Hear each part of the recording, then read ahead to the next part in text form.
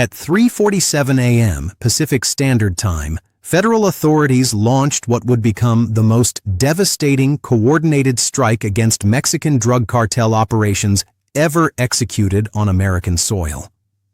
Across California, Arizona, and Texas, synchronized teams of FBI agents, DEA operatives, ICE tactical units, and local SWAT converged on 47 verified Sinaloa Cartel safehouses.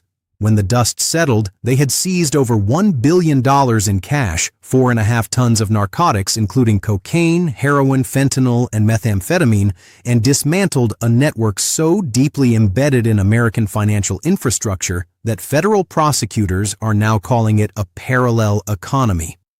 The operation codenamed Silent Fortress was not simply a drug bust. It was the systematic destruction of a cartel enterprise that had operated for nearly a decade without significant federal intervention, protected by shell companies, compromised law enforcement personnel, and a regional operations chief who ran the entire network from a Beverly Hills mansion while posing as a successful real estate developer. What you are about to hear is not just another news story about drug trafficking. This is the story of how a Mexican cartel built a billion-dollar American empire in plain sight. How they moved massive amounts of dirty money through the very systems designed to stop them. And how one man orchestrated it all while attending charity events, sitting on non-profit boards, and living a life indistinguishable from any other wealthy businessman. And if you think the cash seizure was the most alarming discovery, wait until you hear what federal cyber forensics teams found on the encrypted servers. 4:21 a.m. downtown Los Angeles, California. The city still sleeps beneath a layer of marine fog that softens the glow of streetlights into pale halos. Silence hangs between the high-rise condos and luxury apartment towers of the fashion district. Then the silence breaks. 6 black Suburbans roll to a coordinated stop outside a nondescript commercial building. Engines cut simultaneously. Doors open without sound. 34 federal agents in tactical gear move like a single organism, dividing into breach teams, overwatch positions, and rear containment units. FBI leads the entry. DEA secures the perimeter. ICE blocks every exit within a 3-block radius. At exactly 4:23 a.m., the battering ram connects with the reinforced steel door of Unit 14C. Flashbangs detonate. Smoke fills a hallway lined with surveillance cameras that never had a chance to transmit alerts. Inside, agents find what intelligence suggested, but on a scale that freezes them in place. The unit is not a residence. It is a counting house. 10 industrial-grade money counters line the walls, still warm from recent use. Stacks of cash fill duffel bags, suitcases, and cardboard boxes labeled with legitimate shipping company logos. On a conference table, vacuum-sealed bricks of cocaine sit next to ledgers written in coded shorthand. In a back room, agents discover what transforms the entire operation. A laptop still powered on, connected to an encrypted server displaying real-time financial transactions routing through shell companies registered in Panama, the Cayman Islands, and Delaware. And in the communications folder, encrypted messages to a contact identified only as El Arquitecto. The Architect. At the exact same moment, 5:21 a.m. Mountain Time, Phoenix, Arizona. SWAT teams and DEA tactical units converge on a warehouse complex in an industrial zone 15 minutes from Sky Harbor Airport. The building is registered to a logistics company that claims to handle agricultural equipment and industrial supplies. The breach is fast and precise. Flashbangs, shouted commands, suspects face down on concrete with hands secured behind their backs. Inside the warehouse, agents discover a sophisticated drug processing and storage facility. Industrial shelving stretches in rows, holding packaged methamphetamine, fentanyl pills stamped with distinctive cartel markers, and bundles of cocaine wrapped in cellophane. In a secured back office, more cash. This time, over $200 million stacked in fireproof safes and concealed compartments built into false walls.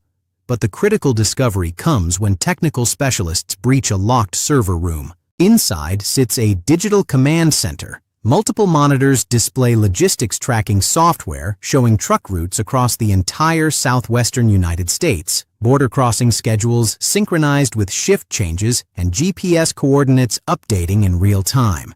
One screen displays a spreadsheet titled Operaciones Mensuales, monthly operations. The figures are staggering. Over $650 million moved per month through this single facility's coordinated network. The agents realize they are not looking at a warehouse. They are looking at the operational brain of a narcotics empire. 5:56 a.m. Central Time, Houston, Texas, the border corridor connecting to Laredo and Brownsville.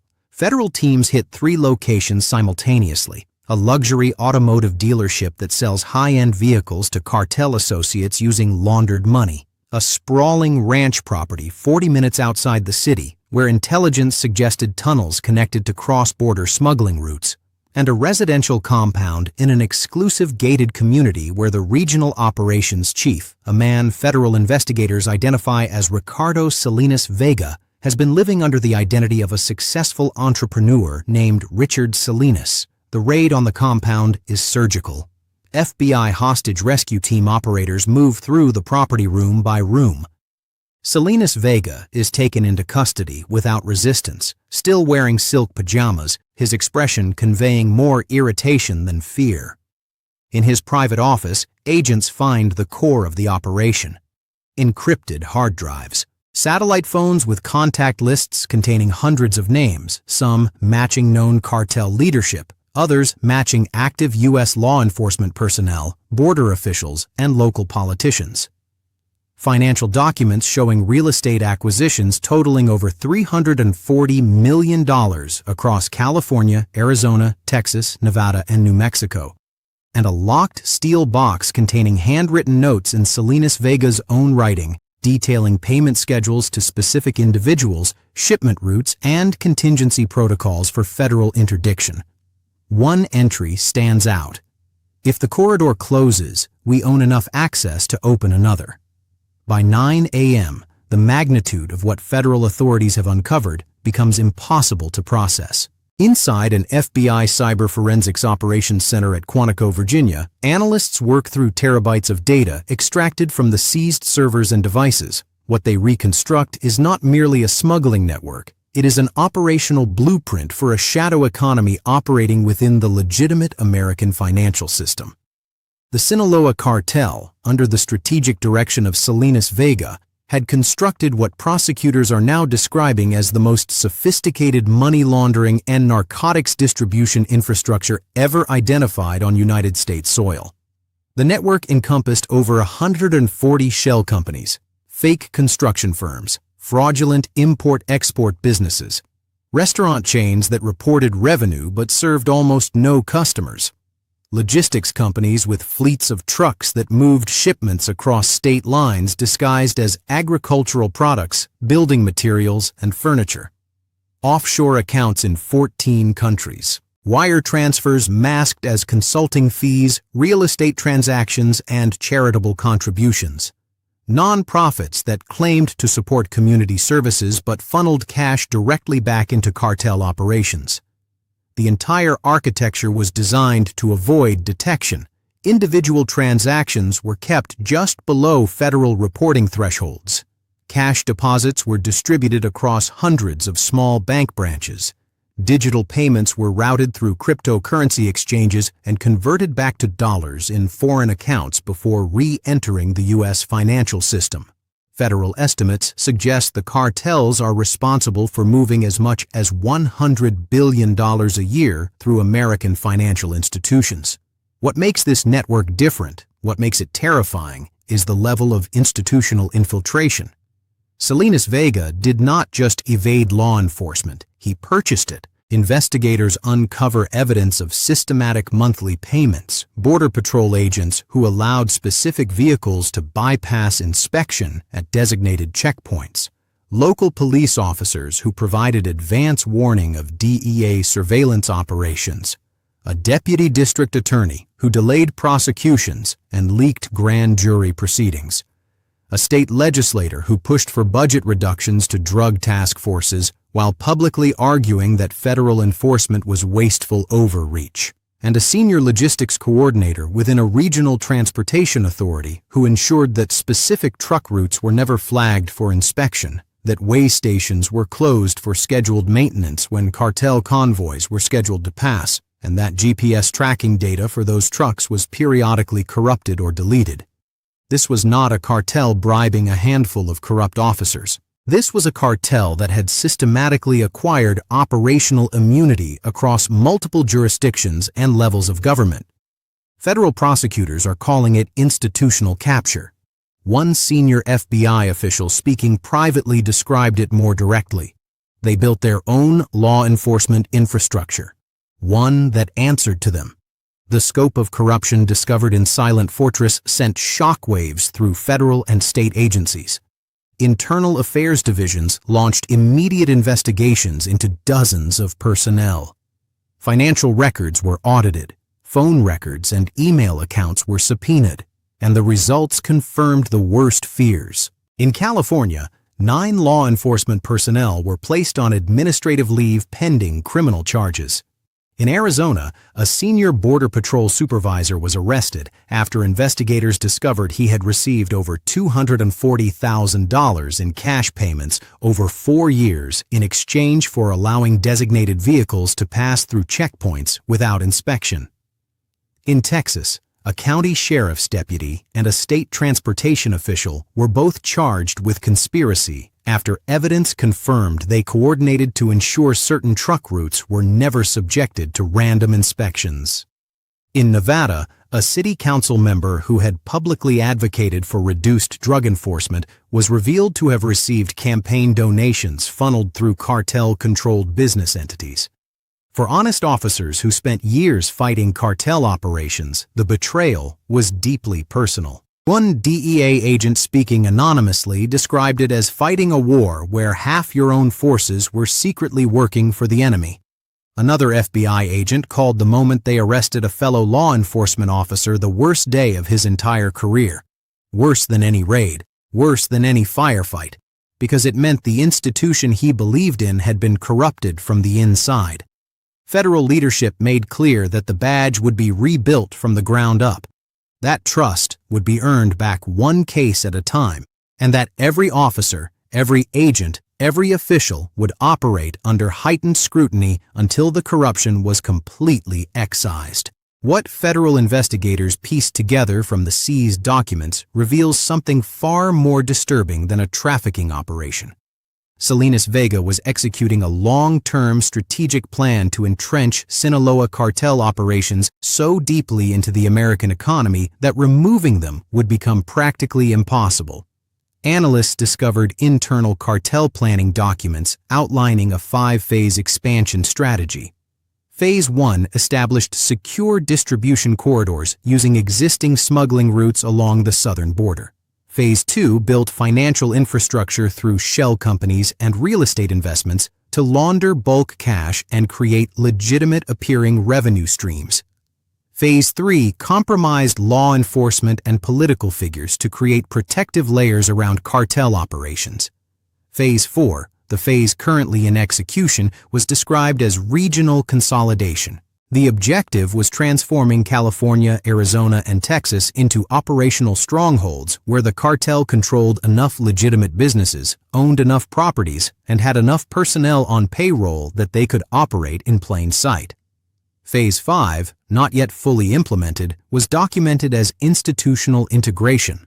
The goal was to make cartel money so embedded in local economies through investments in construction, hospitality, agriculture, and logistics that any attempt to remove it would cause economic disruption that politicians and business leaders would actively resist. One passage from Salinas Vega's own notes recovered from his compound reads, "When they need us more than they oppose us, we have won." Encrypted communications recovered from the servers show Salinas Vega maintained a direct communication line with high-level Sinaloa Cartel leadership in Mexico, receiving strategic directives and reporting on operational progress. Messages show him requesting additional funding for specific payments, proposing new smuggling methods using commercial shipping containers routed through West Coast ports, and discussing contingency protocols in case of federal action. One message sent 4 months before the raids reads, "Expand Arizona operations. Phoenix corridor is secure. Increase monthly volume by 30%. Another discusses the acquisition of a fleet of refrigerated trucks to transport fentanyl concealed within frozen food shipments. A third message, sent just 3 weeks before the raids, suggests Salinas Vega had been warned by a compromised source that federal agencies were increasing surveillance activity. His response was chilling in its confidence. "We have sufficient coverage. Proceed as planned." The partnership between Mexican cartels and sophisticated money laundering networks has transformed how drug proceeds move through the financial system. Federal authorities have identified Chinese money laundering organizations as increasingly central to this process. Just weeks ago, a key member of one such network was charged with laundering tens of millions of dollars in drug proceeds. The operation worked through a system called mirror transactions. Bulk cash from drug sales in American cities was delivered to intermediaries who used it to purchase electronics shipped to Hong Kong. After confirmation of receipt, Mexican drug traffickers received their payment minus a commission through separate transactions in Mexico. A single ledger recording just a portion of one operator's 2024 contracts totaled approximately $27.4 million in bulk cash delivered across the United States. By 1 p.m. Eastern Time, the U.S. Attorney General authorized the expansion of Silent Fortress into a continental-scale eradication operation. Inside a joint command center at DEA headquarters in Arlington, Virginia, over 200 federal agents, analysts, and coordinators monitored a massive digital operations map projected across multiple screens. Red markers pulsed across California, Arizona, Texas, Nevada, New Mexico, Colorado, and as far east as Georgia and Florida. Each marker represented a confirmed or suspected Sinaloa Cartel asset, safehouses, stash locations, front businesses, distribution hubs. Over the following 18 hours, more than 1,200 federal agents, supported by local SWAT teams, ICE tactical units, U.S. Marshals, and Border Patrol, executed synchronized raids across 7 states. In San Diego, agents hit a beachfront property where cartel operatives stored bulk cash in concealed rooms constructed beneath the garage. In Las Vegas, a nightclub functioning as a currency exchange point was shut down, with agents discovering over $45 million hidden within the building's HVAC system. In Albuquerque, a trucking company with contracts to transport goods for legitimate retailers was exposed as a cartel logistics front. Agents found methamphetamine concealed in false compartments engineered into shipping pallets. In El Paso, a residential neighborhood near the border yielded 6 separate stash houses, each containing over $12 million in cash and hundreds of kilograms of cocaine and fentanyl. The operation was relentless. Agents moved from target to target using intelligence gathered from initial raids to chain together arrests and seizures. Helicopters maintained overwatch, armored vehicles blocked access points, news helicopters captured footage of suspects being escorted out in restraints, duffel bags of cash being loaded into federal evidence vehicles, and bundles of narcotics stacked on tarps for documentation. By the time the sun set on the second day of operations, federal authorities had seized over $1 billion in cash, 4.5 tons of cocaine, 3 tons of methamphetamine, 900 kilograms of heroin, over 2.1 million fentanyl pills. They arrested 147 individuals, including 39 suspected cartel members, 44 employees of front businesses, 19 corrupt officials or law enforcement personnel, and 45 financial facilitators and money launderers. They dismantled a network that federal prosecutors estimate was generating over $7 billion per year in revenue. One FBI official standing before seized cash stacked floor to ceiling in a federal evidence warehouse told reporters that the cartel absorbed more damage in 48 hours than it had sustained in the previous decade. But the story does not end with arrests and seizures, because the deeper investigators excavated into the seized files, the clearer the picture became. And the picture was worse than anyone had anticipated. Financial records reveal that Sinaloa Cartel money laundered through Salinas Vega's infrastructure had been invested in properties and businesses extending far beyond the Southwest. Real estate holdings stretched to Atlanta, Miami, and Charlotte. Trucking routes connected Phoenix and Houston to distribution hubs in Oklahoma City, Kansas City, and St. Louis. Shell companies registered in Delaware and Nevada held ownership stakes in restaurants, car washes, and construction firms operating in over 20 states. The cartel had not simply infiltrated 3 states. They had constructed a nationwide financial web using the American economy itself as camouflage. The most disturbing calculation comes when analysts estimate the volume of narcotics that moved through this network at peak operational capacity. Over 15 tons of drugs per month, enough fentanyl to kill millions, enough cocaine and methamphetamine to supply every major metropolitan area west of the Mississippi, all moved with operational security that rivaled legitimate multinational corporations, complete with logistics software, encrypted communications, and contingency planning that anticipated law enforcement responses. Federal prosecutors preparing the case against Salinas Vega and his network describe what they uncovered as something closer to a hostile corporate acquisition than traditional criminal enterprise. The Sinaloa Cartel, operating through Salinas Vega's leadership, had essentially transformed drug trafficking into a business model, complete with strategic planning, market analysis, risk management, long-term growth projections. They diversified revenue streams. They reinvested profits into infrastructure. They built redundancy into every operation so that losing one route or one facility would not cripple the network. And they understood that the key to longevity was not violence or intimidation, although they deployed both when necessary, but integration. Make yourself indispensable. Make your money invisible. Make your operations appear legitimate and compromise the people whose job it is to stop you. One federal prosecutor reviewing the evidence made a statement that captures the entire operation. This was not a drug cartel hiding in the shadows. This was a drug cartel that purchased a seat at the table, and they almost made it permanent. As the final components of the investigation come together, federal authorities make clear that Silent Fortress is not concluded. The raids, the arrests, the seizures, those were simply the opening phase. Now comes the work of dismantling the financial networks, seizing properties, freezing accounts, and prosecuting everyone involved. It will require years. It will demand cooperation with international law enforcement agencies in Mexico, Panama, the Cayman Islands, and Switzerland. It will necessitate forensic accountants tracing money through dozens of shell companies and offshore accounts. And it will require that law enforcement agencies at every level examine their own personnel, their own procedures, and their own vulnerabilities. Because the lesson of Silent Fortress is not that cartels are powerful. It is that they are patient, they are strategic, and they understand that power does not always require violence.